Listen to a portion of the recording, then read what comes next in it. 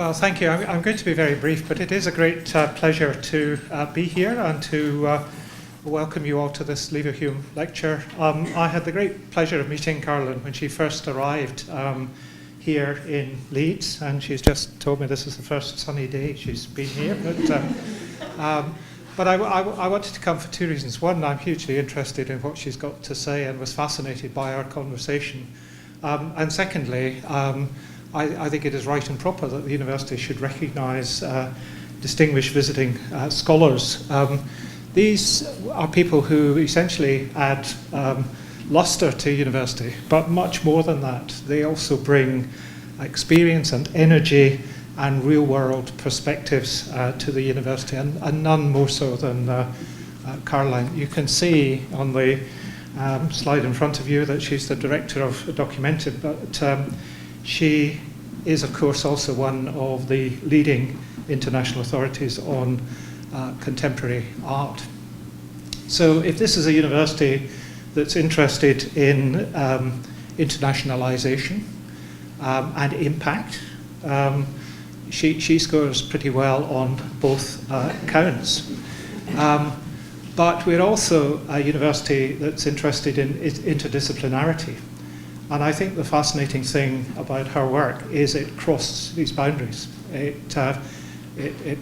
works across, if you like, what I think of increasingly as the indivisible continuum of arts, humanities, social sciences, biological sciences, physical sciences, and also, in her case, environmental and medical sciences. So fascinating insights from someone who does have an international perspective, who has tremendous impact, and I mean that in the enlightened sense of the word, not the ref sense of the word, and who knows how to work across boundaries. So a great pleasure to welcome her this evening to our university, and we thank you for all you've been doing in recent times, not just here, but with the wider cultural community around Yorkshire and indeed across the UK.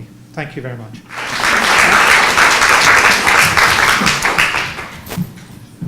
Thank you very much for being here for this third lecture. I would like to take a moment myself to thank the university for hosting my visiting professorship and the Leverhulme, and Griselda for going on this mad adventure, and all of you who are following the seminars, struggling through trying to make these connections as well.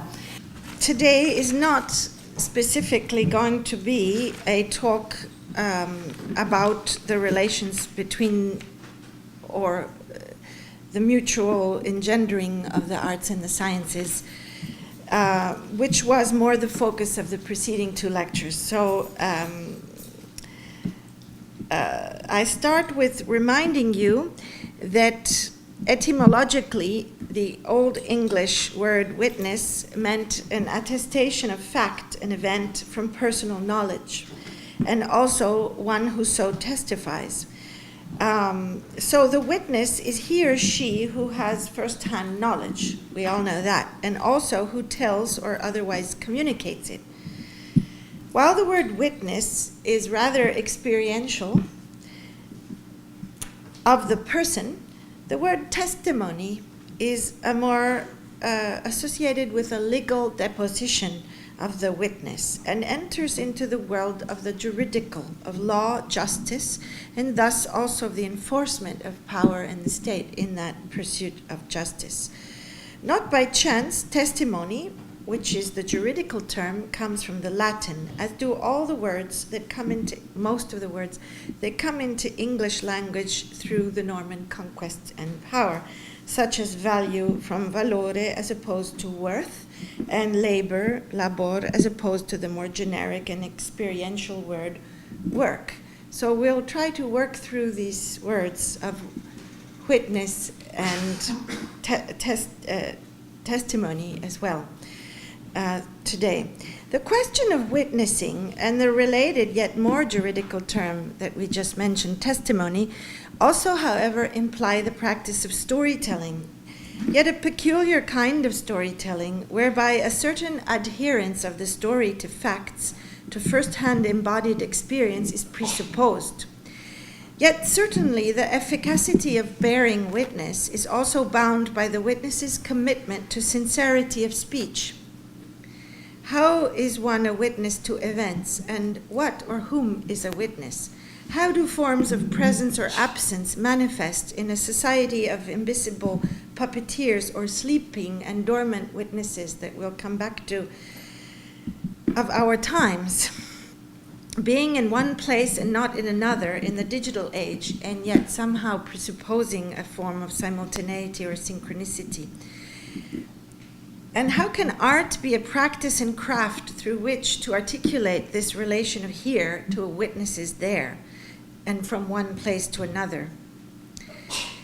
The first lie is, of course, the lie of art, because art is not felicity or happiness, but it brings with it, it carries with it a promise of joy and happiness, something that also science carries with it, which is also often a lie in the sense of achieving that happiness, that promise of happiness, but certainly not a lie in the potential, in the being a promise for a state of joy or happiness.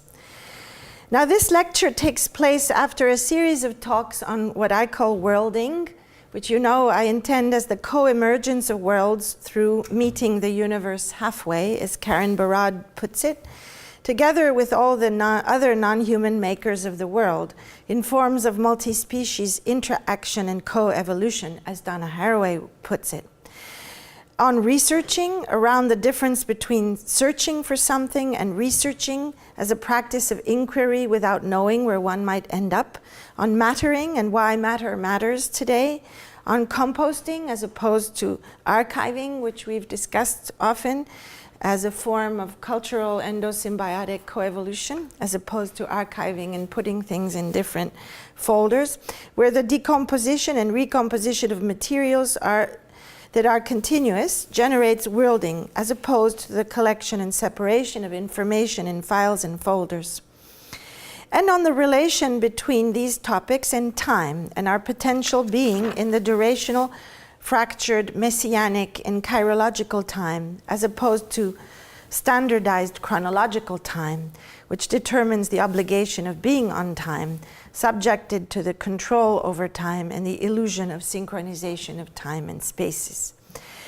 The question of the witness, by the way, this is a picture of Documenta, the first Documenta in 1959, since we just spoke about time, repeated time, cyclical time, nonlinear time, chirological time, the time of an event that occurs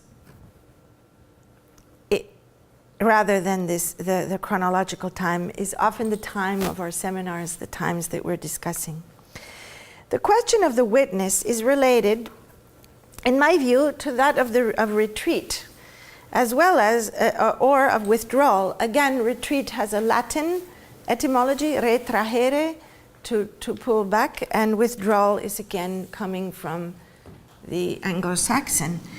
And they somehow mean the same thing, because to draw is also to draft, to pull back as well, and comes from the drawing of the lines and boundaries around territory when one defines private property. So the drawing was actually a string around a piece of land.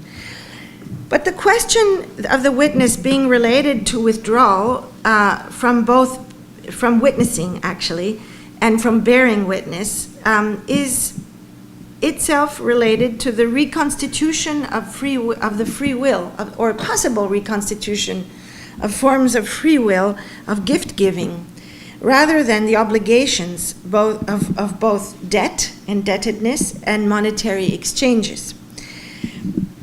Indeed, I threw in a pot of words which may appear to be absolutely not related, but they come as a constellation, or they become a kind of constellation of related terms.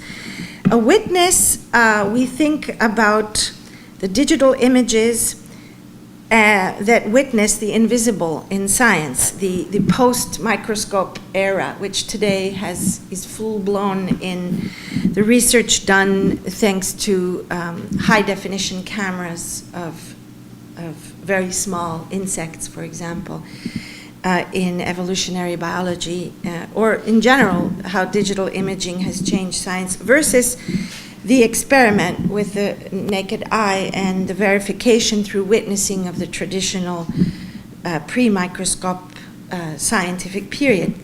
The witness also, we mentioned the legality, the question of legality, and in that sphere the witness is the notary. The notary is the witness to the transaction of a sale or a donation, as well as verifying the actual ownership of the property that is going to be transferred in, for example, a sale. But in the other associations with witness bring us to retreat through, for example, trauma. If we think of Walter Benjamin and Walter Benjamin's text from 1936, The Storyteller, he points to a modern crisis in the ability to tell a story after World War I. Quote, as if something that seemed unalienable to us, the securest amongst our possessions, were taken from us, the ability to exchange experiences. With the First World War, he writes in that essay, a process began which began to become apparent, which has not halted since then. Actually increased after World War II, as we know.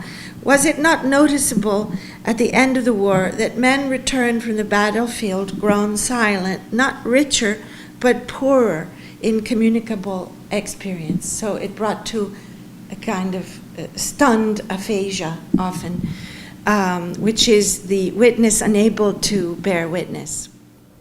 We'll go back to that in reference to Agamben's text around the question of Auschwitz, in Remnants of Auschwitz.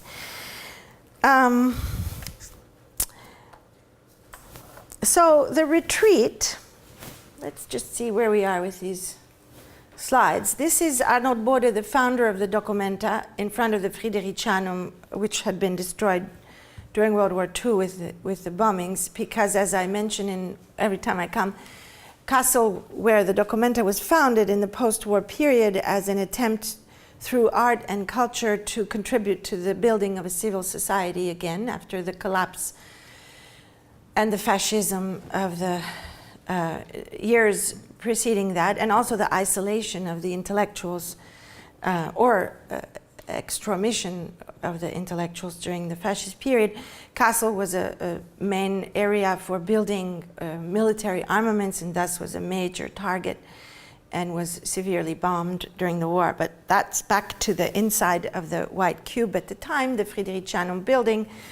Just 10 years after, it looked like this. This is the White Cube with the Documenta 2 of 1959.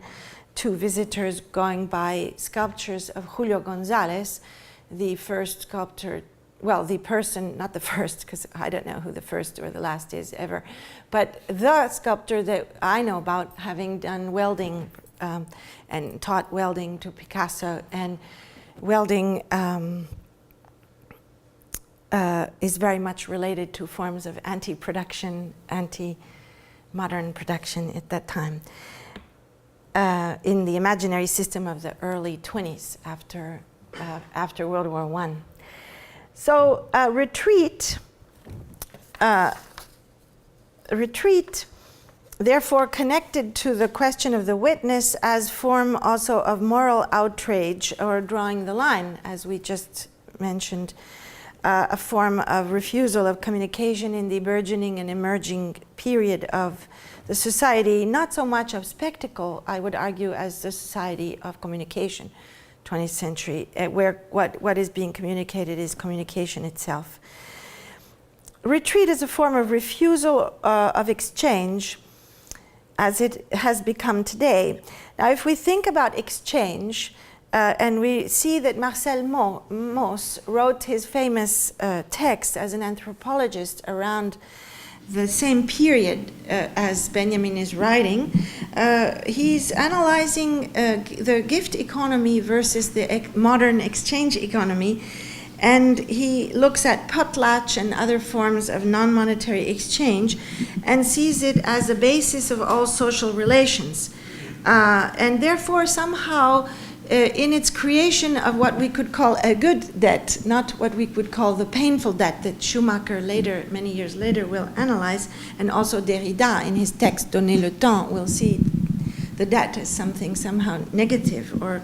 But this form of, let's call it good debt, because it is not compulsory, a gift creates an expectation of a return, another gift, and therefore is at the basis of the founding of social relations, but does not need, you can never be sure when the moment of the restitution of the gift, the return gift will be. So this not liberated, but this not connected to the control of time, of modernity, a situation of gift economy is associated by most with early societies, so-called primitive societies, because it seems to be connected with small groups of people and not to be used as an organization of a broad, larger social groups. So, interestingly, at the time that he's somehow distancing the possibility of a gift economy, which today we know so many artists are trying to revive through alternative forms of social organization and political organization beyond the problems of the financial global capitalism that we know. He's writing at the time of emerging capitalism and consumer culture, so he's also, in celebrating this gift economy, he's also, however, positioning it distance in a kind of Orientalism of the gift economy. So the money exchanges would have liberated these exchanges from the affective fussiness, and they would be therefore more democratic because standardized like time, like space with clocks and meters, the meters in Sèvres in Paris of modernity. Yet we know today that these money exchanges that would have been more democratic and so on are not at all democratically distributed and have more and more become part of the problem of the creation of injustice in the world. And therefore, Lewis Hyde, many years later, has reminded us that art and artistic experimentation is often the space of the commons or the space of the gift. He speaks of it as a gift, that beyond, that there are two parallel worlds in art. There is the world of the market economy around the artworks. Of course, the artists need to live and they need to survive and they need to produce their works. And we are not in a romantic idea of the artist as some strange bon sauvage who just lives on thin air and radical impulses. But he sees that as a minor, as a possibly minor element in the artistic practice, and sees instead this this excess which occurs in the emotional, affective, and intellectual relation with the artwork when you are before the artwork as a condition of radical and revolutionary gift. So we think of debts, however, not only in terms of monetary debts, but we also know that a debt can be an unwanted gift. For example, if you inherit debt, it is a gift, but it is rather unwanted, and it imprisons us through loss of liberty, unless one gives up the inheritance, of course. So the question of lies is everywhere in this sort of rambling, non-linear rambling that I have gone on as an introduction to this talk. But it may explain why in the Documenta I wanted to both think about what is the gift of art in the sense of the experience of art by creating a sort of a mise en abîme with that photograph of visitors in front of the sculptures of Julio González, by searching for those same sculptures that were there and repositioning them in exactly the same place where they were in the photograph in the Fridericianum 40 years prior. in a gesture of repetition of the moment of display and the gift of the artistic experience, as well as a condensation of a thought around what it is to witness or to bear witness with photography, with the repetition of an exhibition, albeit through the plexiglass, which denotes our times, of course. Our times are times where we want to archive in separate folders and no composting allowed, and therefore plexiglass is very important in exhibitions.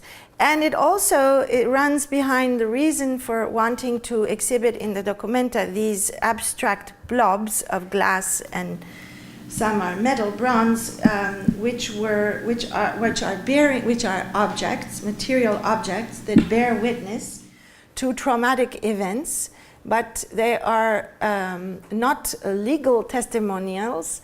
They are objects subjected to the trauma themselves. They are not a photograph of the Lebanese war, but they are objects that, because of the heat in the museum, which in Beirut was between the two areas in conflict, were burned and melted. Some of them were from Byblos excavations and so on. So I brought these in as, not as an illustration, but as a inexplicable witnesses to something which we cannot understand, or we can attempt to, or as markers to think about what we're going to talk about today in the talk. The other way in which a bearing of witness was connected, however, to the question of retreat and withdrawal was the presentation not of a notary transfer of property, but it is the letter of withdrawal and retreat from the exhibition, from visibility, that the German artist Kai Althoff wrote to me. And because of the outrage of what it means to be visible in the world of the global flow of images and in the spectacle of the art exhibition today. And at the end of the lecture, he closes it by saying, however, I will do anything for you if you wish to pay reparation, to repair for this unrestituted gift, which is the invitation to be at the exhibition and then the withdrawal from the exhibition. So I said, let me exhibit the letter. And he said, as long as the label indicates that it wasn't my idea, it was the curator's idea, you can do it, because otherwise it's a form of incredible hubris and megalomania to be exhibiting a letter of withdrawal from the exhibition. So this was alone in the ground floor in a vitrine, where the only other presence was the invisible wind that Ryan Gander created, that we discussed in former talks and seminars here. And the end, so the letter itself, we will read over the seminars next week, is another example of the contradiction within which an artist may find him or herself between witnessing, bearing witness, retreating, and withdrawing in today's world. Because of this being one of the issues at stake in the Documenta itself, it was very important to bring up the photographic gaze and the photographer, the witness who holds the camera, which was in this case indicated by the photographs that her partner took of Lee Miller as she was taking a bath in Adolf Hitler's bathtub in Munich on the day in which the American troops, and it was Americans in that case, entered into Munich. The day this picture was taken, she has just come back from Dachau, so the first people to go into Dachau. Her dirty boots are there by the tub, and her watch, which you cannot see so clearly, it is posed on the top of her coat on the chair. So this clearly is a photograph which stops a moment. It is a staged photograph. I think it is actually, and she was very close to Man Ray, as we all know. She was the model for Man Ray's metronome piece, the objet à détruire, or indestructible, later called indestructible object. So it is her eye, the photographer's eye, who took the pictures of the horrors, who then took on in being the co-actant with the camera, to speak in Latourian terms, is somehow washing humanity, or some symbolic gesture in Adolf Hitler's, gruesome symbolic gesture in Adolf Hitler's tub, evokes the question of the witness as also implicated, which we will go back to in discussing Agamben. So the witness as implicated in the crime, let's say. And we will go back to that. Of course, the eye of the camera is also the scientific eye, the eye of verifiable witnessing of truth in the experiment throughout all of modernity. And we know the complicated relations between anatomy and medicine, the history of anatomy and medicine, and the body, the human body, from the Renaissance onwards, that Foucault so clearly speaks about in his description of the regime of the classical age. The artwork being subjected to the gaze of the witness as the spectator, and yet on retreat, was the subject of one of Pierre Huyghe's elements in the Documenta, which is a copy of a sculpture made in the realist style, a pre-war realist style in Germany, although this one had been actually created in the early 50s, but with the same style as previously, which he cast in cement and created an alliance with bees, who through the beehive somehow is both repeating the violence of the spectator's gaze. As we know, spectator is etymologically connected with spectre, so the ghost and the spectral condition as well. So the gaze of the spectator is also the gaze that is somehow protected symbolically through the metaphor of the beehive covering the face of the female in the sculpture, at the same time as it repeats a kind of violence of attachment to the image of the female sculpture, which was, however, retreated in a kind of untilled area of composting at the back of the Aue Park, far from the 860,000 people, who only a fraction of whom went actually as far back as to see this sculpture hidden away amongst the plants. The last element that I wanted to show you in this initial brief introduction of these relations was a reference to Banff. A part of the Documenta itself was retreated to Banff, Canada, where there is an artist's village where also mathematicians go once a year, where a 10-day retreat in the month of August. This is Pierre Huyghe explaining the sculpture in Kassel and how the beehive was actually working with beekeepers and so on was created. During the retreat in Banff, which was primarily an encounter of about 10 of the artists and participants in the Documenta studying ceramics. And during the learning how to do ceramics for a group of mostly post-conceptual media artists, discussing, however, what it means to be on retreat and the political agency behind retreat and withdrawal. There were discussions of the relationship with autonomia, with Paulo Virno, Toni Negri's thinkings, and so on. And somehow the distraction of working with materials created the possibility for liberated time, temps libéré, as Pierre would talk, to discuss not directly, but in an oblique way, in an indirect way, the topic of the retreat. Oh, this I should have placed before. It's it's in Harvard at the entomology department. It is one of the biggest challenges now in the sciences is that digital imaging of small insects, and they're processing now. They have over, I think, 7 million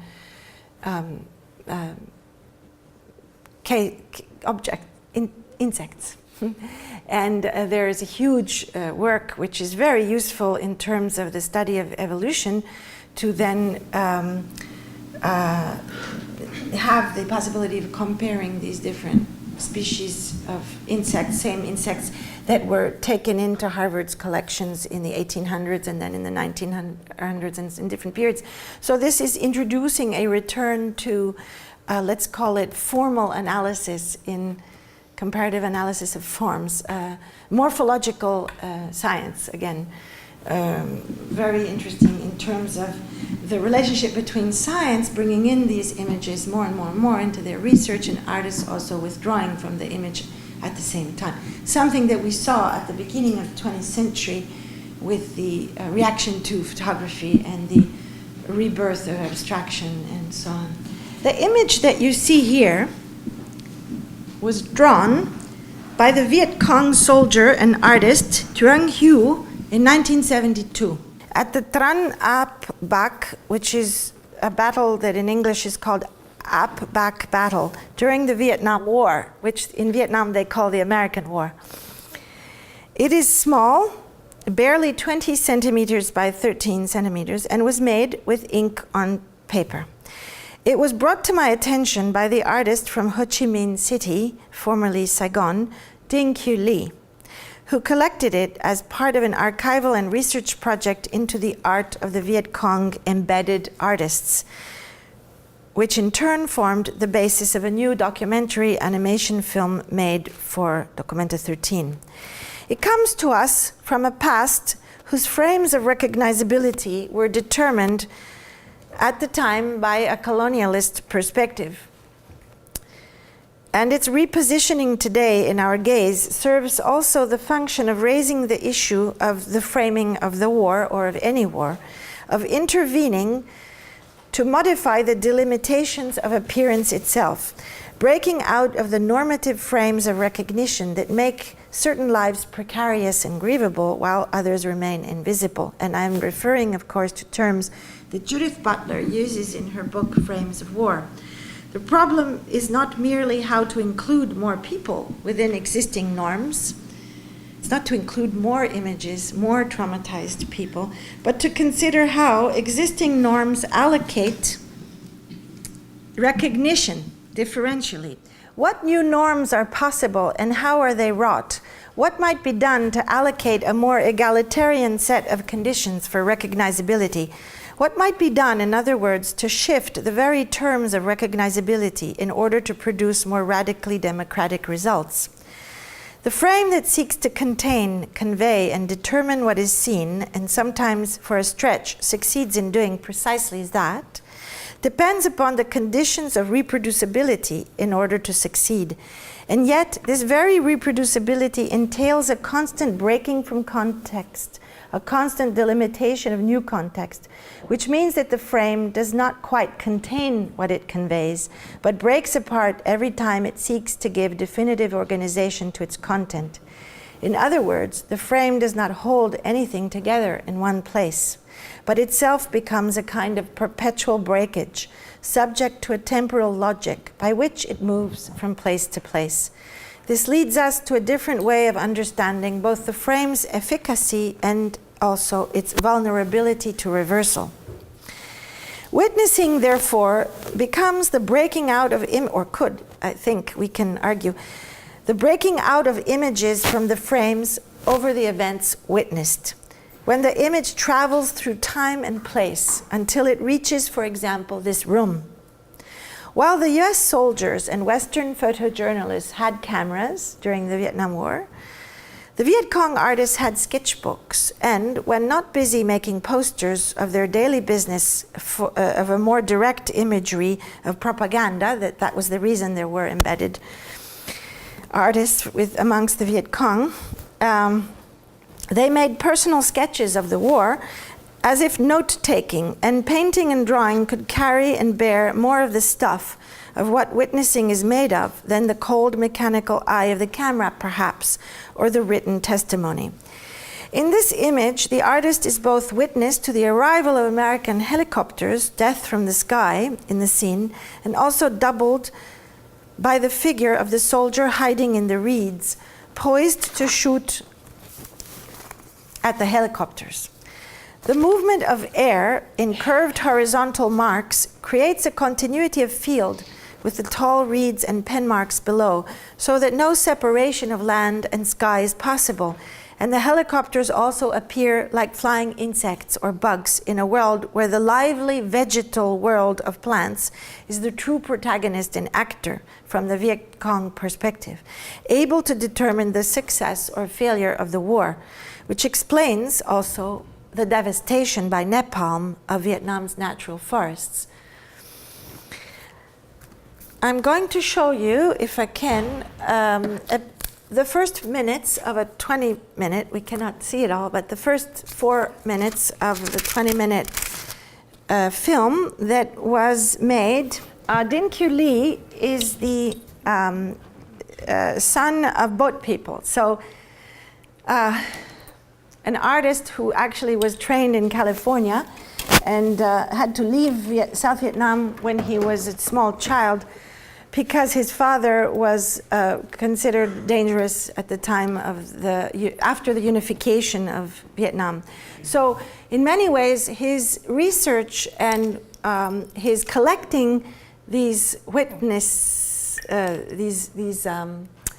testimonies, these collection of testimonies that the son of a South Vietnamese person who survived leaving Vietnam in the post-war period creates is somehow also an attempt, the word healing was in the title, is an attempt at a form of integration of something which was completely broken and divided in the mind of a Vietnamese artist, son of South Vietnamese, wanting to understand what motivated the incredible beauty or meaningfulness of the drawings by so many Viet Cong artists, so of other side.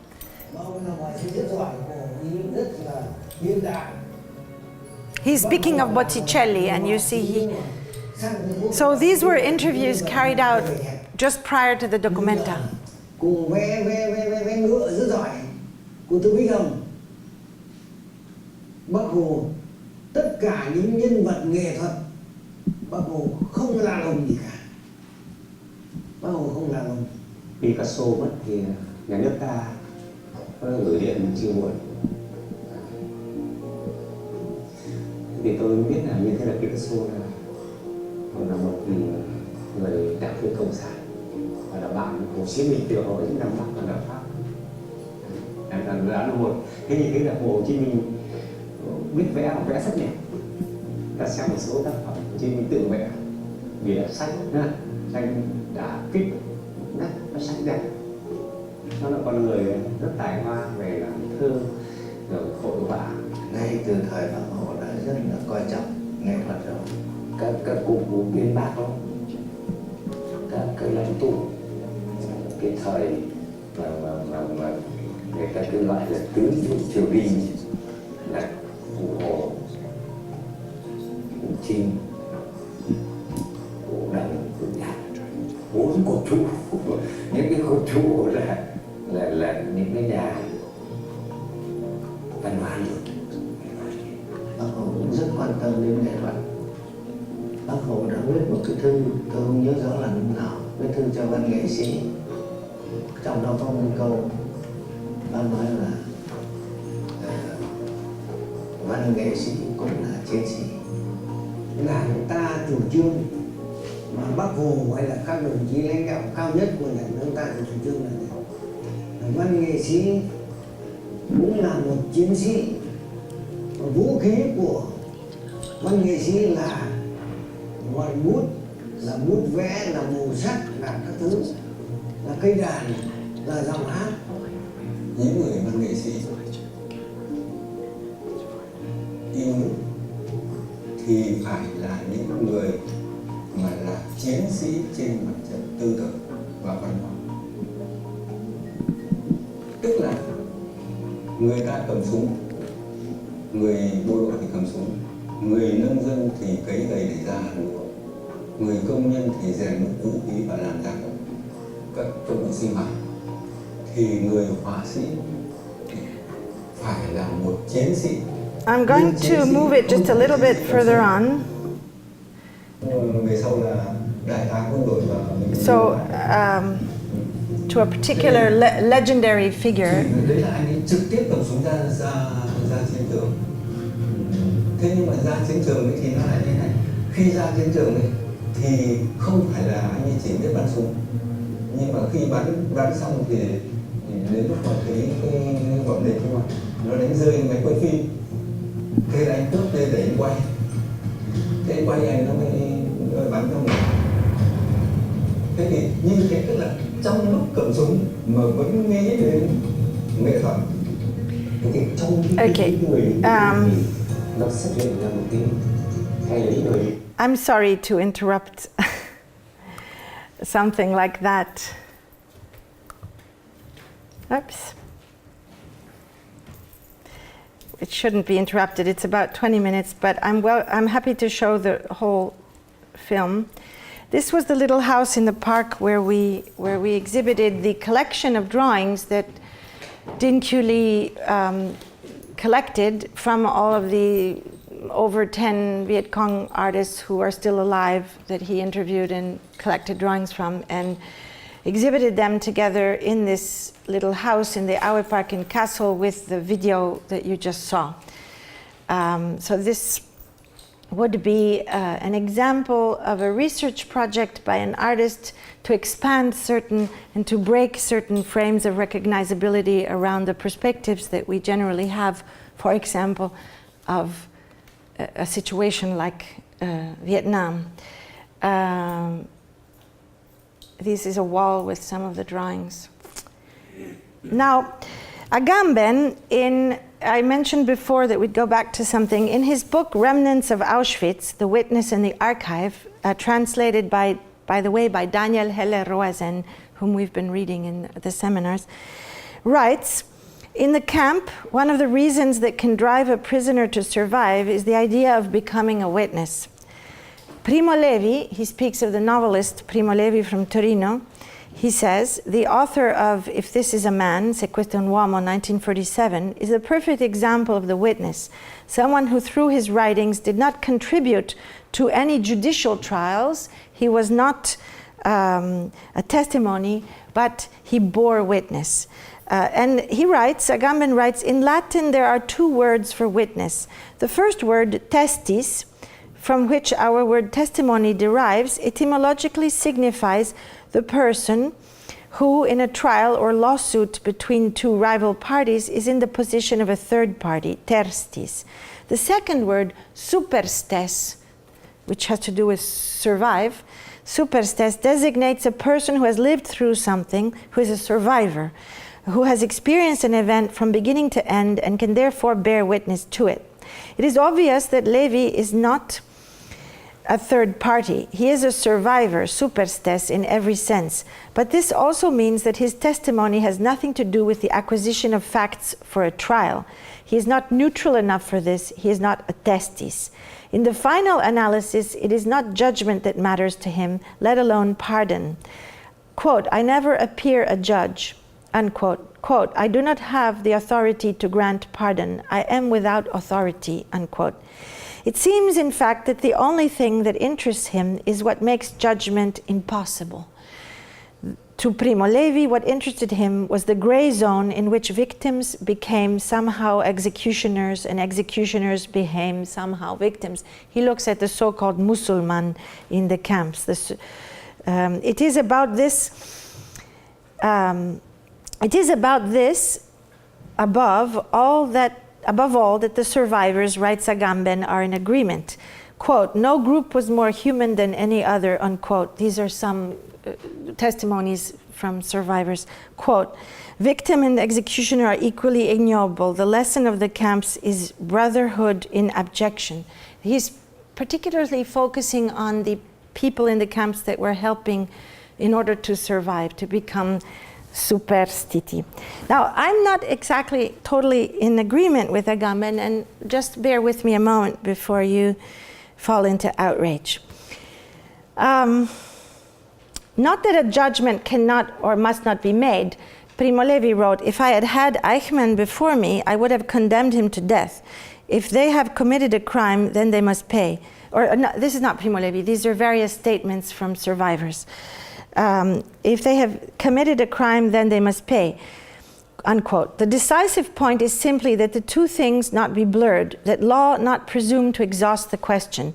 A non-juridical element of truth exists such that the quaestio facti, the question of fact, can never be reduced to the quaestio juris, the juridical question. This is precisely what concerns the survivor. Everything that places a human action beyond the law, radically withdrawing it from the trial. That's from Agamben. So he looks at the witnesses, the Sonderkommandos, the group of special deportees who survived by assisting the Nazis, by managing the crematoria and gas chambers, and he speaks, referring to Primo Levi's writings, of those gray zones. And yet the witness, a survivor, has the task of remembering. The paradox, however, that Agamben reaches out to is the fact that, according to him, no witness is truly a witness in the camps, since the true witness of the event would also be dead and thus unable to bear witness. Quote, "The value of testimony lies essentially in what it lacks," writes Agamben. "At its center it contains something that cannot be borne witness to and that discharges the survivors of all authority. The true witnesses, the complete witnesses, are those who did not bear witness and could not bear witness. The survivors speak in their stead, by proxy, as pseudo-witnesses. They bear witness to the missing testimony." Now in this, Agamben is referring back to explicitly to Lyotard's 1983 text, Le Différent, which states the same paradox and impossibility of bearing witness to the killings in the gas chambers, a notion followed shortly thereafter by Shoshana Fellman and Dori Laub's 1990 text called Testimony, to which mysteriously Agamben does not make reference to, but I think he has certainly read it. An articulation of, quote, "the event without witnesses in relation to the Shoah." They write, "It is not possible to tell the truth to testify from the outside. Neither it is possible to testify from the inside. In this way, language is fundamentally inadequate and a lacuna. It collapses the possibility and is collapsed in the speech of language itself." Which brings me to a conversation I had after reading the Agamben text with Bracha Ettinger, who reminded me of Emmanuel Levinas's work around the constitution of the subject in the encounter of the infinity of the other, in his Totalité and Infini, 1961, and also in Otherwise Than Being, where the face, the visage, is a meaning without context. It resists being defined. It is not logical, and its estrangedness has to do with the humanness of being human, a radical alterity that opens onto the infinite. A human receives the visage, the face, not the testimonies of hidden cameras or photographs, and you become responsible to that face, and in so doing you become a subject when the otherness of the other is approaching you, in Levinas's view. Which brings me to the question of Aníbal López and his work, the problematic and impossible to resolve work for the Documenta, which is actually called The Witness. And I would like to now show you a portion of this video, a few minutes. In this case, Aníbal López, an artist from Colombia, which is a particularly violent place right now, decided for this incredible spectacle of the art exhibition to propose to me to bring and put on stand a killer who kills for money in Colombia, often, as you will see, his own words,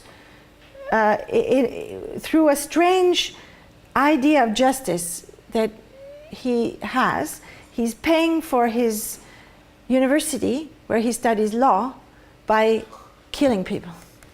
And the piece that Aníbal López ultimately made, which was exhibited after the performance of the killer bearing witness to his own perpetrating his crimes, the piece that was on view for most of you who went to the Documenta was actually a film made by Aníbal López of the performance itself, where the visitors, the spectators who are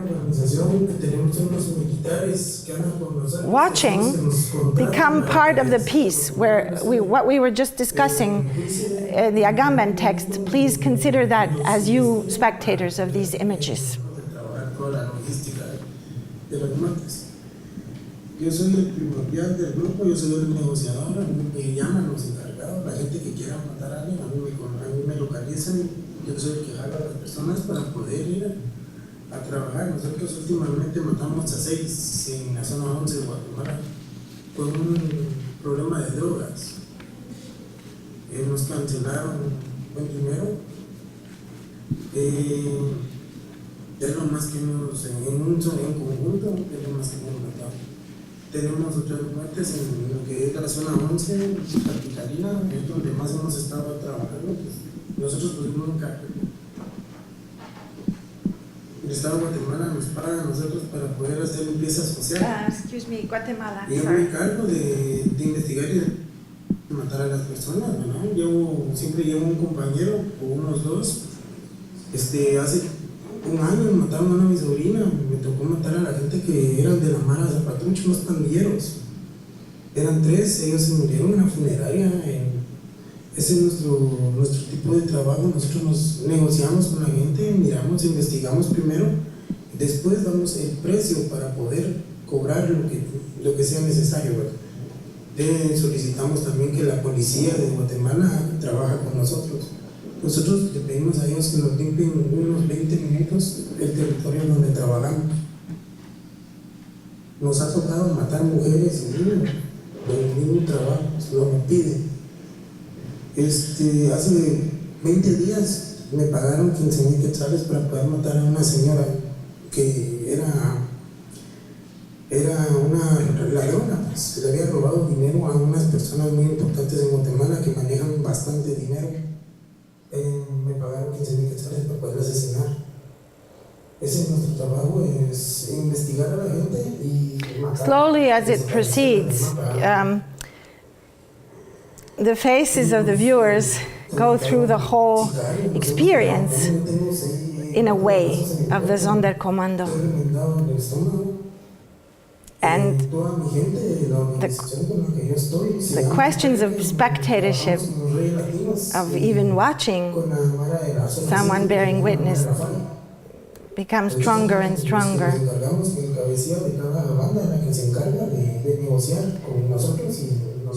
Not to bring a solution, but to bring up the contradictions and the complications in these situations. I thought at length whether this performance could be occurring, and what it meant to do this, to speak about these different frames of recognizability or frames of logic. One can think again of even Hannah Arendt watching certain moments in the trials, yes,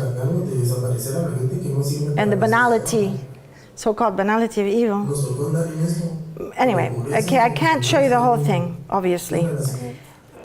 It is sometimes, having seen a few works here, it is sometimes important to think about the different ways in which artists, for example, will address the question of the witness, bearing witness, witnessing, testimony, and so forth. The particular condition of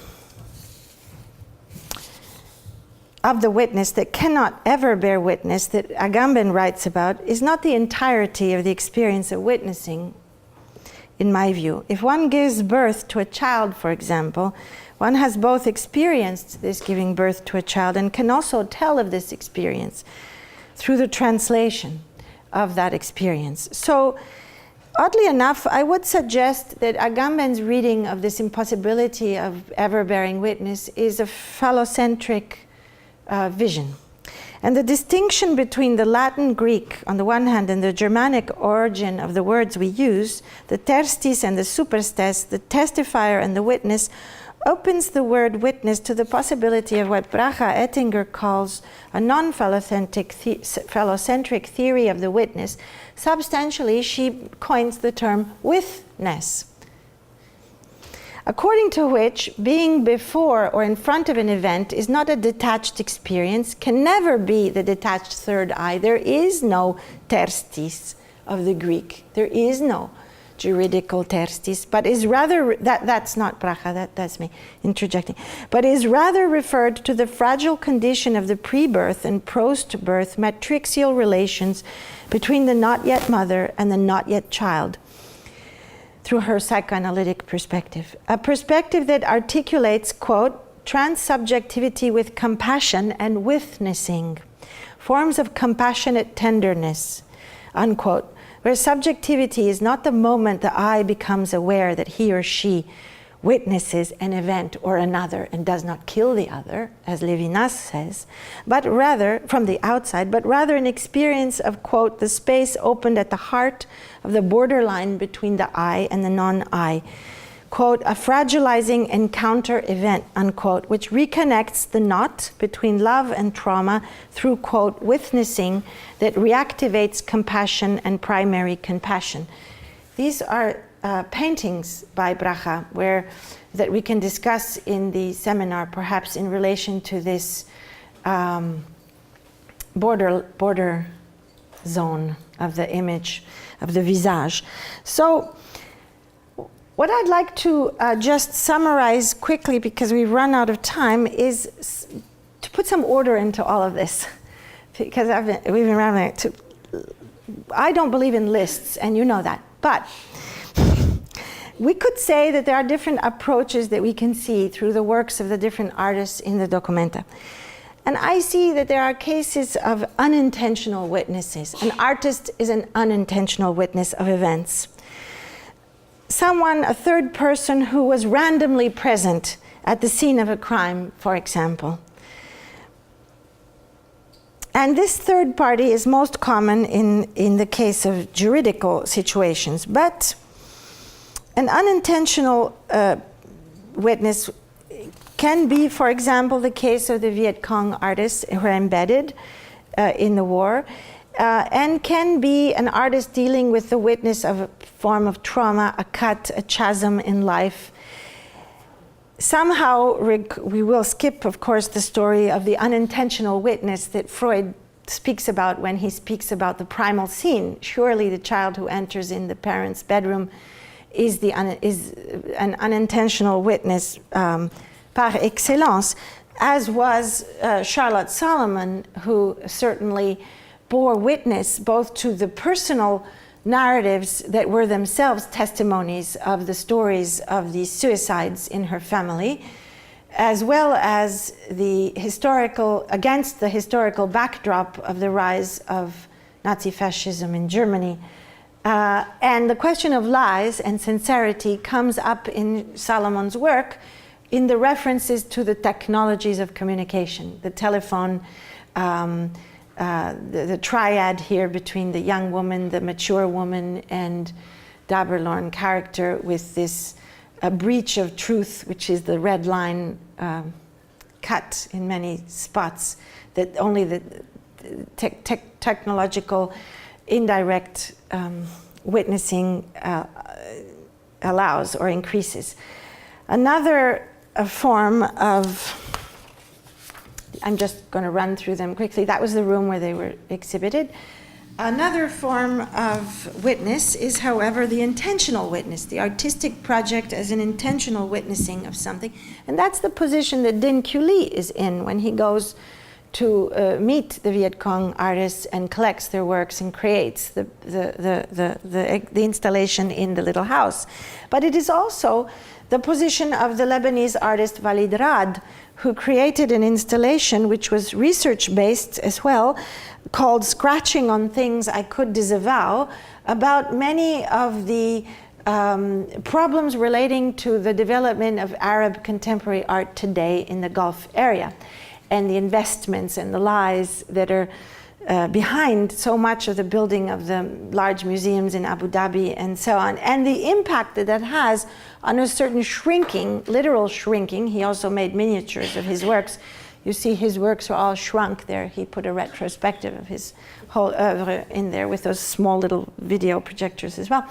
The shrinking and the withdrawal of certain artists and the visibility of certain artists and certain trajectories of contemporary Arab art caused by these situations that cause outrage in Walid Rad, also due to the labor conditions of the workers, often underpaid migrant workers who lose their passports and are sometimes disappear in these so-called modernization of Abu Dhabi projects that constitute the building of those museums, Louvre and Guggenheim and many others.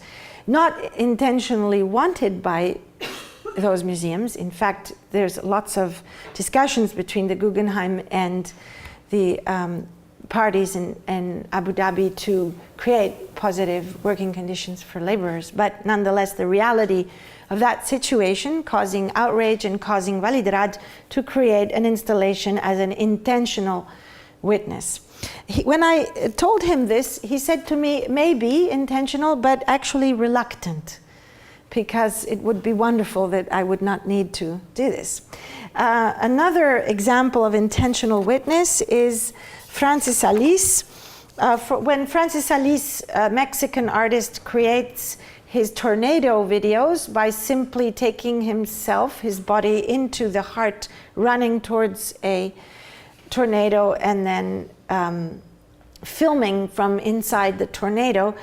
And we could have looked at one of these, but these photographs that you see from the outside are simply documentary photos of the setting of how the piece is made. The piece is actually from the perspective of inside the dust. And you see an abstract landscape of until the camera basically loses its ability to record. So it's a kind of transformation of this tool back into something which is connected to why matter matters, that we've often discussed.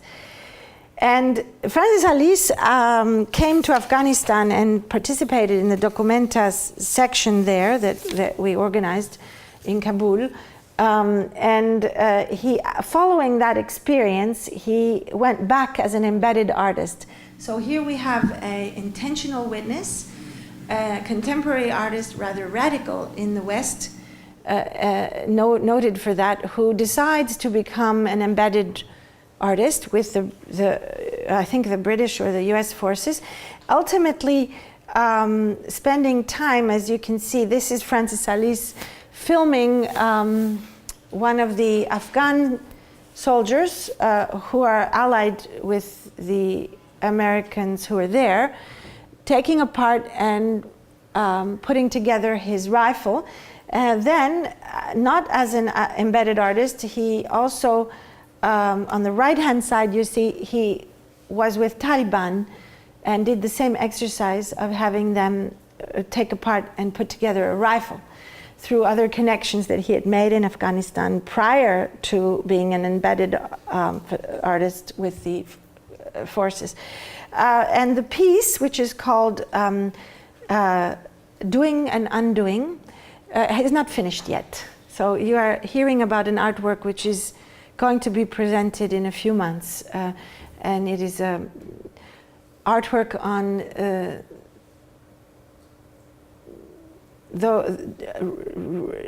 doing and undoing and bearing witness. Another category that I was thinking about, to speak to you about, was the sleeping witness.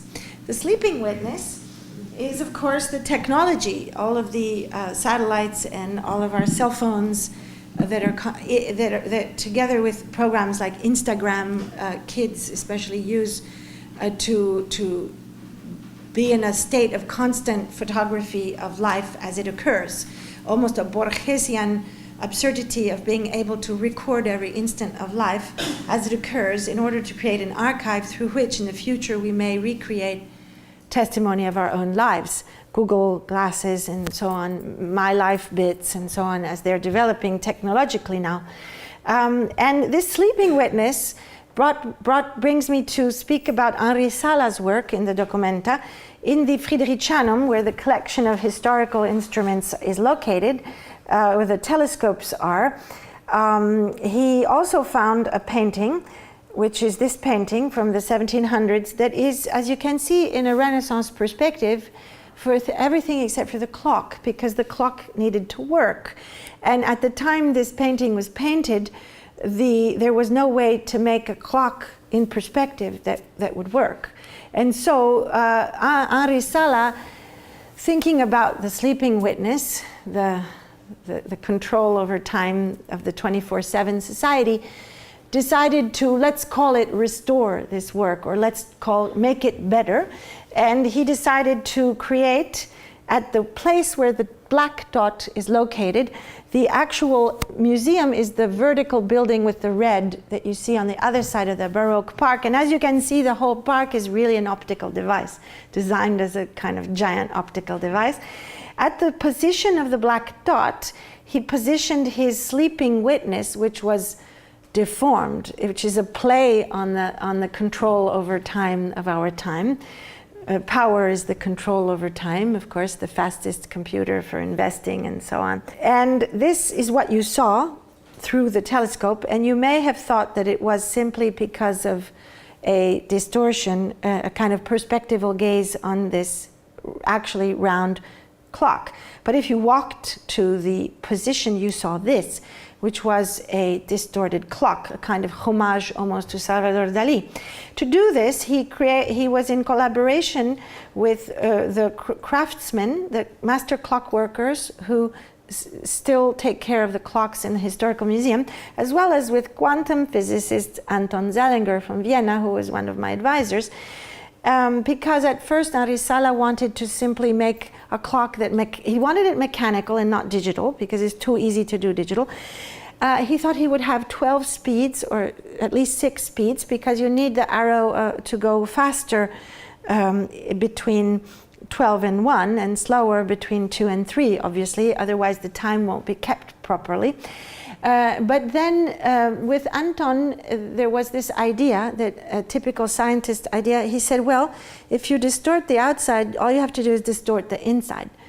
And then you have no problem. You don't have to actually have 6 speeds or 12 speeds. So theoretically, and he said, well, how do we do that? And he said, well, I don't know. I mean, I'm just giving you the theoretical solution. You know, if you're going to distort the outside, distort the inside, and you have no problem anymore. 1 minus 1, 0, no problem. So then, working with the clockmakers, they actually did devise the system behind, which was visible, the mechanism of distorted internal area, and the clock actually kept time according to modernity, standardized times properly. But of course, this is a bit of a joke or a spoof also on the control over our time, in reference to the control over our vision, a Renaissance perspective as well. And that's what you saw there. And in terms of this sleeping witness, a very important piece, according to me, is the performance piece that Rabbi Mrouet created for the Documenta, which is a piece about where he's analyzing the visuals on the internet of people who have died while taking video footage with their phones during the Syrian conflicts, which are going on now, civil war, basically. So for those of you who saw this video, this performance, excuse me, it will not be anything new. But for those of you who didn't, I'm going to show you, and with this I conclude, a few moments of another, let's call it an intentional witness work about the sleeping witness. And when Susan Sontag wrote her book about photography, was 1970 or whatever, she spoke about the photographer almost as a violent presence, shooting the photograph. And by shooting the photograph of the wedding, of the war, somehow being implicated in that criminal act that Lee Miller felt herself implicated in by taking those photographs of Dachau. And in the case of our times, I often believe that we are in a reversed situation from Susan Sontag's world. Somehow, the putting the body on the line and the actual shooting of the image becomes shooting yourself. And so there is a complete reversal in a way, and the vulgarity or the violence is the looking at the images of Abu Ghraib on the internet. It's really struck me. I thought, how could the Syrians be documenting their own deaths when they are struggling for a better future? When they are revolting against death itself, both moral and physical death? When they are fighting for life itself? Are they really shooting their own deaths? The idea intrigued me. This is how I found myself on the internet, navigating from one site to another, searching for facts, evidence that could tell me more about death in Syria today. I wanted to see and I wanted to know more. Although we all know that this world, the world of the internet, is constantly changing and evolving. It's an impure and corrupt world, full of rumors and unspoken words. Nevertheless, it's still a world of temptation and seduction, of lust and deceit and of betrayal.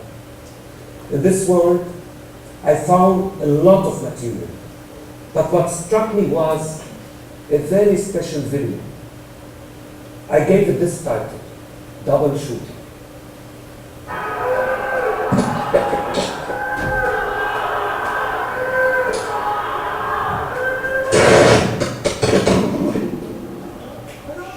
This video was the catalyst of this presentation. Double shooting. One person is shooting with a camera and the other is shooting with a rifle.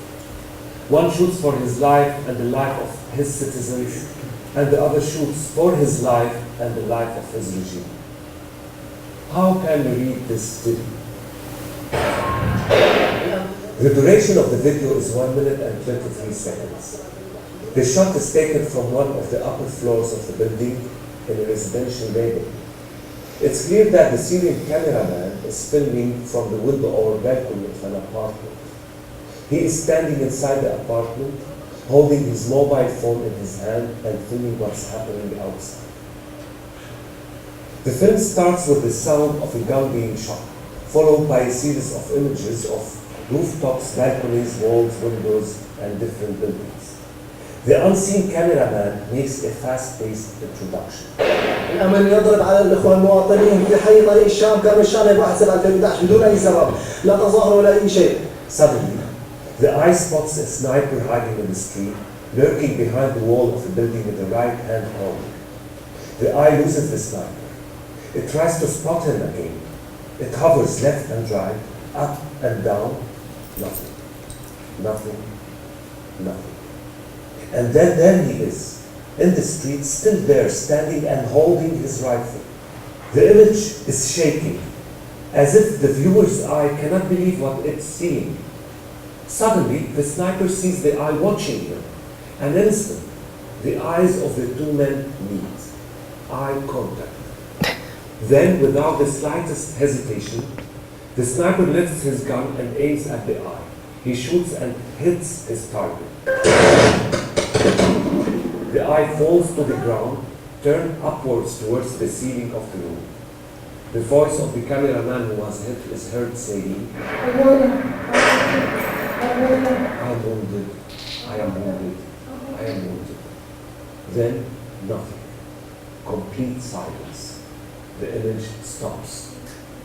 Is he dead? We don't know. The eye. I assume that what the protesters in Syria are seeing is the exact same thing that they are watching directly on the tiny Okay, screen this is as their again mobile a phone. 20-minute performance What I mean is by, that they are not looking around to choose. an intentional witness of a video made by an intentional witness who is also an unintentional witness of his own death. So that is just there's no conclusion here at all, except to say that I think that what we see through the works of all these artists who are reflecting on the state of technology today, of communication technologies, of image making, and who are thinking about storytelling and the voice of sincerity or insincerity, are contributing to our understanding, I think, of new ways of approaching the question of what it means to participate or not participate in an event, to bear witness or not bear witness to it, and to the implications of these, to the different implications that current technology has with such questions, with respect to the technologies of the 70s when the Vietnam War was going, or the Second World War or First World War, but nonetheless within a story that still needs to be somehow written. You know, if someone would write this book or this thesis, it could be a very interesting topic to look at. So, thank you very much.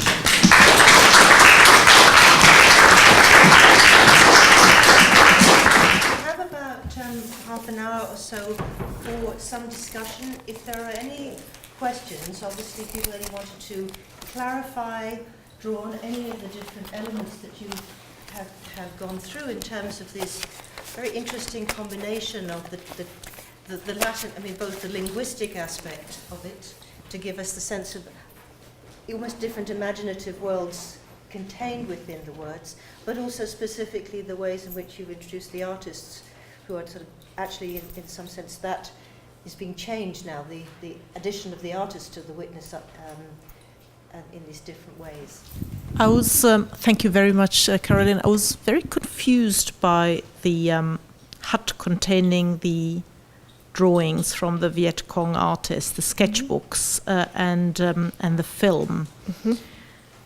Mm-hmm. I suppose because just listening to Uncle Ho being referred to, I find that kind of quite difficult. So I was just wondering whether you could say something more about... Ho is, of course, Ho Chi Minh. Yes, precisely. Yes. I mean, you know, Uncle Ho, yes. I mean, I don't know, I just found this very, very difficult to watch. More than the Hannibal Lopez. That's interesting. No, not necessarily more. I just haven't thought the Hannibal Lopez through yet. Oh, okay. Well, I mean, what is going on? Why the hut? Well, why this forest? Oh, okay. Well, the hut, well, let's not start with the hut, because, or we can start with the hut. We can start with the hut. The hut is one of many, many small houses that there were 25 artworks in the Aue Park. So it was not a proposal by Dinh Quy Ly to create a small house. It was an offer to be one of the artists who would be in the autonomous spaces that were in that park that you saw the floor plan of. That idea of using that as a display system comes from something very far, which is the question of bringing the inside out and the outside in general within the structuring of the spaces of the documenta. So to have the wind of Rangander and the empty traditional white cube museum, and then to be able to explode the exhibition as a kind of, to go back to the Wunderkammer situation of a cabinet of curiosity, to consider the exhibition as a kind of exploded cabinet of curiosity that would go in these many different directions. But as the cabinet of curiosity did bring together things that normally would not be so brought together in a modern museum. But it did have logics to why they were associated. So the question of the exploded cabinet of curiosity and bringing the white cube to the outside in these separate rooms where the viewers would have time between one and the other and would engage also with the bodily experience of the gardens, plus the question of the artist communities and the Monte Verita, determined the idea to do the many houses in the park. Once that was done, Dinculi did indeed take a responsibility of choosing to be in one of them and to locate his in an area of the park that he thought looked a little bit like Vietnam, because it was very densely, it wasn't a typical Baroque garden area. There's a lot of foliage and so on.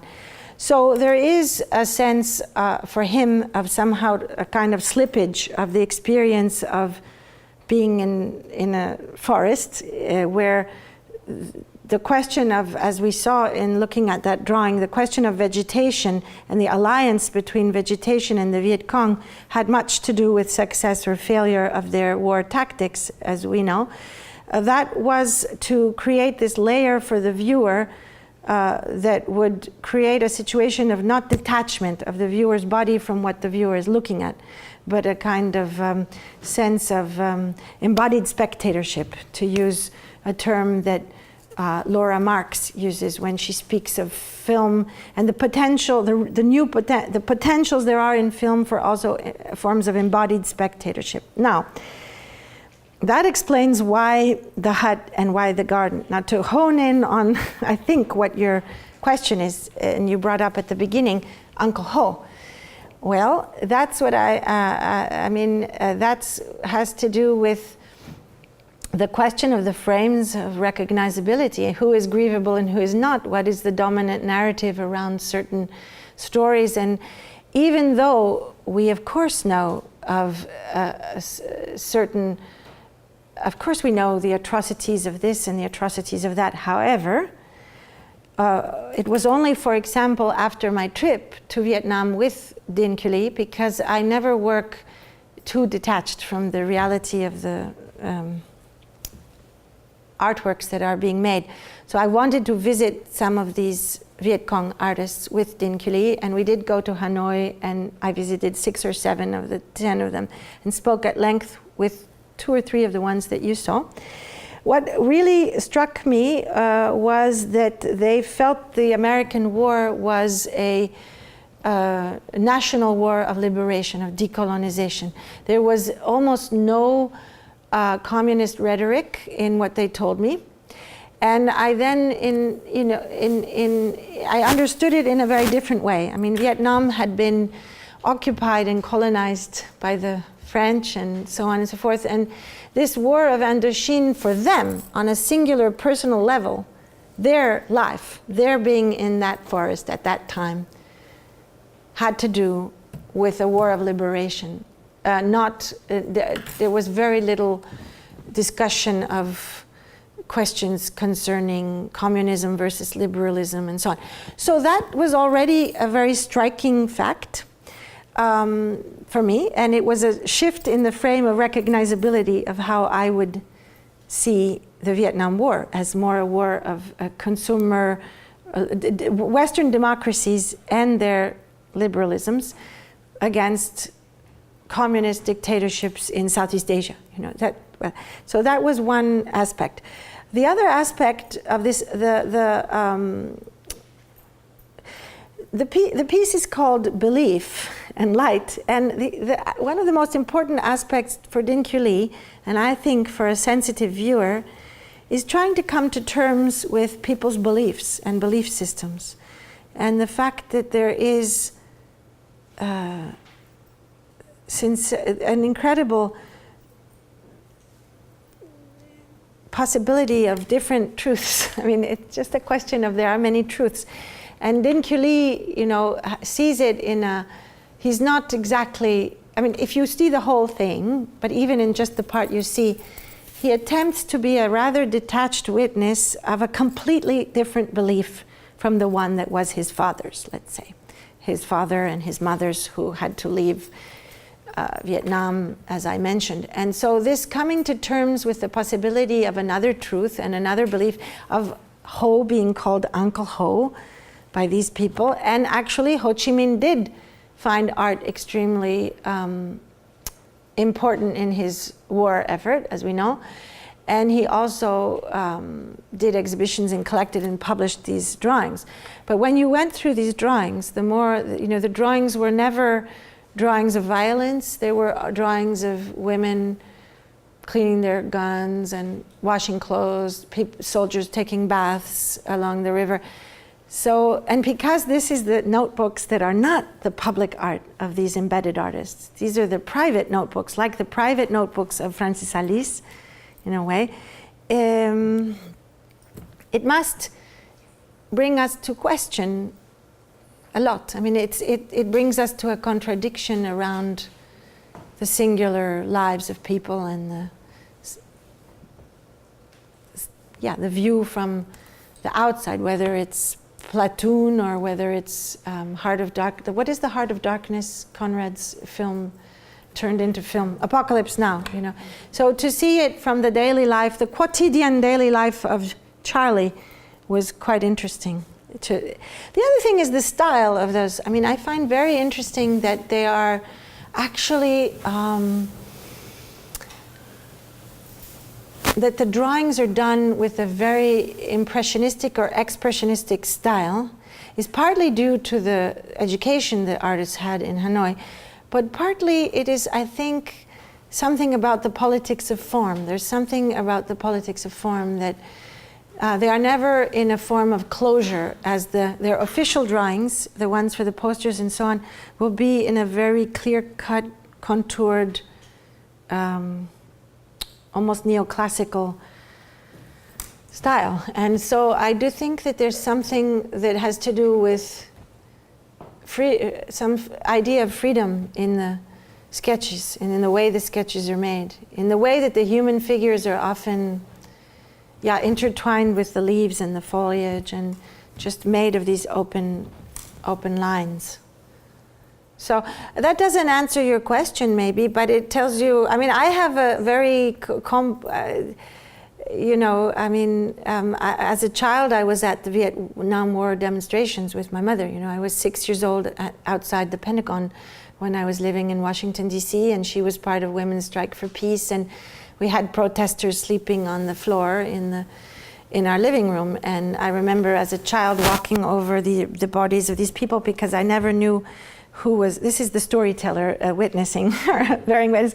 I didn't know if there would be people there or not because we were on this Quaker list, of the Quaker house to give hospitality to protesters. And so clearly my background is an anti-Vietnam War background. But the encounter with Dinh Quy Ly was the encounter with someone who is not that background and who is not saying that. This piece is not saying, oh, how horrible the Americans were. This piece is not saying that. This piece is an attempt at documenting the sincere impulses of a certain number of people who were putting their bodies on the line, many of whom died. There are many artists who died during that. As a precursor, and I put it in this lecture because it's a precursor, in a way, there's a relation to the piece concerning Syria, of the question of the artist and the artist's body as being not embedded, but engaged in a place of conflict. I mean, we know that, for example, I could have pulled out Bassioni. Bassioni is an Egyptian artist, performance artist, who was uploading videos of Tahrir Square, a protest during whenever it was, February uprising against Mubarak. And he was shot and died. And in the brain of Documenta, one of the videos shown was the last video that Bassioni had uploaded onto the internet. And it is because of the death of an artist that 2 weeks later, basically, I mean, to simplify a very complex story, resigns, because after that death, you remember there was a death in the square. There was this person got dies, and then suddenly the government cuts the internet and cuts the phones, and instead of being less people in Tahrir Square, there were twice the people, 3 times the people, because people wanted to know what was going on. They couldn't communicate with cell phones. And so this death of the artist in the square catalyzes actually, this is not a judgment on whether it is a good thing or a bad thing that Mubarak fell, because that's a political discussion that we can have maybe during the seminars, but I'm not even competent, and I don't know at this point I don't know the situation in Egypt right now. But what I'm focusing on is this odd and strange relationship between art, the artist's art making, and the field of reality with which the artist is constantly engaged and retreated from and engaged within. So that somehow the witness is the other side of the retreated. And the artist has this kind of double side, which is both engaged and retreated. And this is the same position as the scientist, always. You know, there is, the scientist is both detached in this position of experiment, if we consider modern science as being from the birth of the experiment. With the first experiments, by the way, scientific experiments, were spectacles, you know, for the wealthy and the rich and the aristocracy. For example, the experiment to prove the void, which was a bell jar with a bird inside, or a cat or something, animal. Cat, maybe, that's why Schrödinger refers to the cat. And then the void is made, and then the cat, I think cat dies, or the bird dies. Maybe there are several ones across Europe that are done with different animals. This was a spectacle, like an art exhibition. You know, it was a real spectacle. But to go back to this, so I just brought in the tradition of the spectacle at the birth of modern science being the moment of the experiment, and then the implication, of course, not also spectacular, of the amphitheater is a theater, as we know, where the dissections were happening. But there was the doctors, the education, and then there was the spectacle, the two kind of lines of modern science experiments. But also in science, we have this situation of this, the detachment and the implication in the field of one's research that is a kind of ethical knot, a kind of ethical contradiction and knot that cannot be totally unknotted when there is an element of intentionality. Of course, speaking about art and life, there are the drawings of Theresienstadt, of the children. That's not intentional witness, I mean, obviously. So it's a different situation, but this being within and without life seems to be where culture stands, you know. And then something happens, like they make an atomic bomb out of your research. But the scientists were divided, the East Coast and the West Coast in America, about the atomic research, politically on opposite sides. But that goes into 100 things. So to answer you, I cannot answer you. What do I think about them talking about Ho? I think it alters and breaks my frames of recognizability, contributes to the audience of Documenta's questioning and rendering more fragile the frames of recognizability through which we know the Vietnam War, which mostly are the films that we mentioned, mostly through those cinema, American cinema, anti-war or pro-war cinema, that both share, however, this invisibility of the life of the Viet Cong, who is not grievable, because whether you're anti-war or pro-war, there's this problem of the invisibility of the Viet Cong in the media. So an artistic work which contributes to a breaking open of that frame of recognizability, with no definite ideological, political truth behind it. I don't believe in that. And in that I share with William Kentridge the idea that art is a space of fragilization of knowledge, not a space of definition or institutionalization of knowledge. I never try to work or encourage with artists works that will be providing a closure or any sense of truth. Even though one must shy away from moral relativism, of course, and any form of complete relativism. It's a skeptical position and not a relative position. So I can't answer. I think what I found very powerful about just the snippet that you showed was that these artists seemed to be speaking with one voice. It was just like they were all saying the same thing, and I think that's quite a powerful. I don't know whether that's representative of the rest of it, but Interesting. they were all agreeing with that there is no space for an alternative reality within that space. That's or for extremely- a critical position, and I think that comes across very powerfully. Yes, I think that's very interesting. It has something to do with their age, generation. I mean, if you speak to artists of that generation in the West, they all speak with one voice, which is anti-bourgeois, 68, situationist, total belief. So it's something that has to do with, I think, the generation worldwide. And secondly, we also do that. If we take ourselves a little bit outside of the bell jar, not we here, but I mean we, the general population. For example, there are certain a prioris that I'm always bringing up, the a prioris that we don't even discuss because we believe them, we all share them. For example, that this thing called art exists is an a priori. I mean, an anthropologist would say, as Gell, you know, this is an a priori that was born in the Enlightenment. The notion of the autonomous artwork is an Enlightenment idea of purposelessness, imitation of the creativity of nature, but done intentionally, and purposelessness.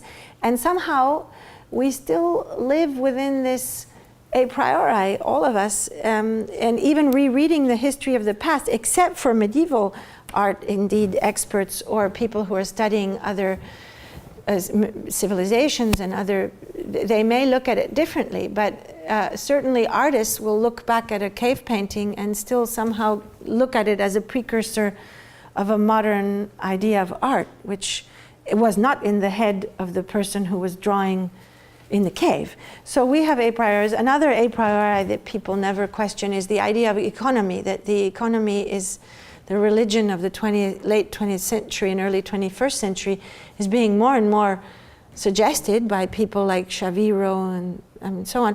I think, maybe I'm remembering correctly, but I think it will be seen 200 years from now, what was the belief system, what was the religion. They will say, well, it was, you know, this thing, they had a god, it was called economy. And there was a belief system, it had priests and its, you know, its temples, which were the, what do you call those? The, not auction houses, the stock exchanges, exactly. So they have all their rituals, and actually it's very close to the Maya, someone might say. You know, it's all about numerology and numbers and counting. Sort of once the gold standard got detached, you know, the material, it got detached, then it all went into this stratosphere of godly numbers. And so the way that we look at astrolabes in museums of science and look at this constellations, and people would go to war or not go to war according to the constellations. Now people will open a company or they will invest or not invest according to the numbers that are provided through this religion of economy. So that's another a priori. So all historical periods kind of have their a prioris. And I'm just a skeptic. I'm nobody with with an attempt to question all possible a prioris that I myself have, including that of uncertainty. But that's it.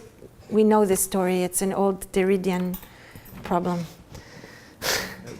The last piece that you showed by Rabia Mouroué is an absolutely fascinating piece. Actually, one of the questions would be how does he continue in terms of trying to understand what's going on? Well, but what I was also going to say was that in terms of what you were talking about, the outside look and then the implication within the inside-outside thing, it seems to be very well exemplified by that process of filming your the person who is eventually going to kill you. Filming your own death. Filming your own death. It's the paradox. Yes. Yes. And also linking the idea of in the Sontag sense of reversing the Sontag. Yeah. Well, reversing it, yes, but well, reversing it because the violent gaze is the gaze of someone in the living room looking at pictures of Abu Ghraib. I cannot criticize Francis Alice, for being in Afghanistan as an artist. I mean, I think it's a completely different situation than it was 50 years ago, from that perspective. But I'm sorry, I interrupted you and you had your comment. Can you just briefly say how he actually goes on? Well, yes and no. We can certainly watch the full piece, which is 20 minutes in the seminar tomorrow. He analyzes frame by frame, and he tries to hone in on that moment of filming one's own death.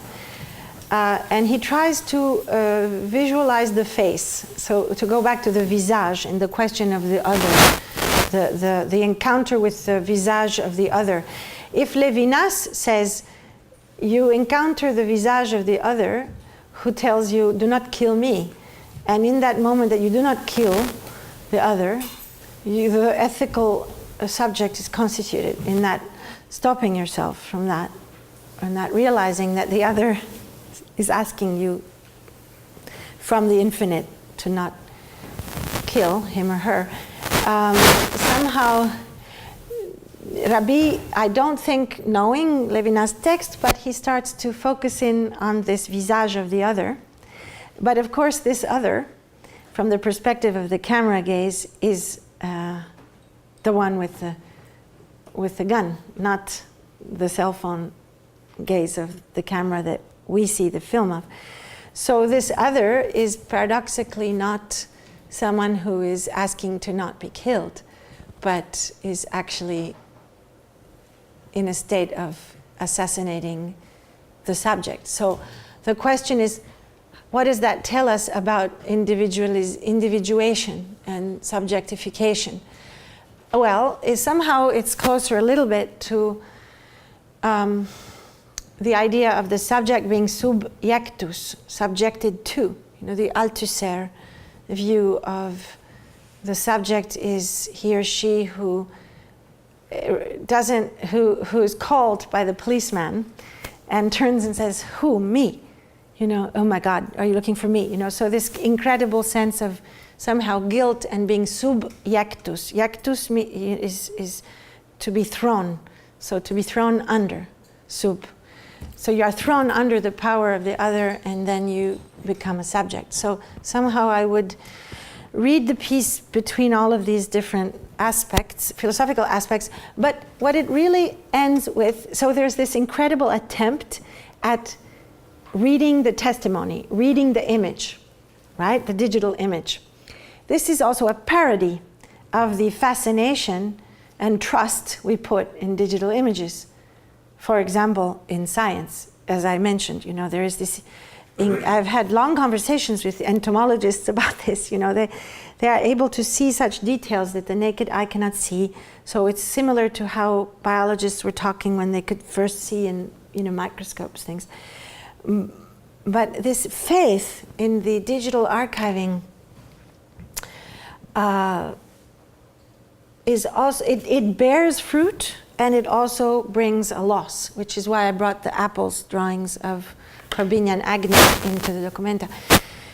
The hand-drawn image can carry with it many different moments of time that the digital image cannot. It's an instant of that insect. Whereas if you are drawing that insect as the traditional scientific drawings, you are drawing the insect as you look around it, almost like a cubist thing, even if it looks figurative. You are somehow combining different time. It can breathe. A drawing can breathe, and a digital image cannot. It's that instant. So I think what Rabi is parodying is this obsessive faith in the digital right now, in science, in its truthfulness, and the impossibility of any object bearing witness actually to anything. And then the final point of that piece is that in the end you see that he identifies one with the camera and one with a phone camera, one with a gun. So it's these two views of power and views of history, shooting the camera and shooting this, and two kind of possibility of political agency, because if you take the pictures and you upload them, you can change history. We all read this in the newspapers about how the Arab Spring and so on and so on. I'm a little bit skeptical also of this one-liner that almost sounds like an advertisement of a cell phone company, that if you have a cell phone you can do the revolution, because you can tell the world things. But I'm also not skeptical, because there is an incredible political agency in the digital age, as we know, governments toppling after, not Snowden, the other one before Snowden. Yes, Assange. I mean, there were certain things, if you look at history, even the Arab Spring might be connected somehow to things that Assange. So there is this. So what he's doing at the end of the piece, in this comparing the camera with the gun, and these two kind of view a kind of newer generation and an older generation in a fight, in a fight over a political fight over visibility and over land and over political power and over everything. This generational fight, it somehow ends in an unconcluded discussion, I guess, of what it means to be in the Facebook age, the contradictions of that. I think that's the meaning of the piece. So it's a piece about seeing one's own death, about subjectification, but it's also a piece about what current technology can mean and is doing. But thank you very much indeed, and thank you for your attendance, and do join us. Thank you.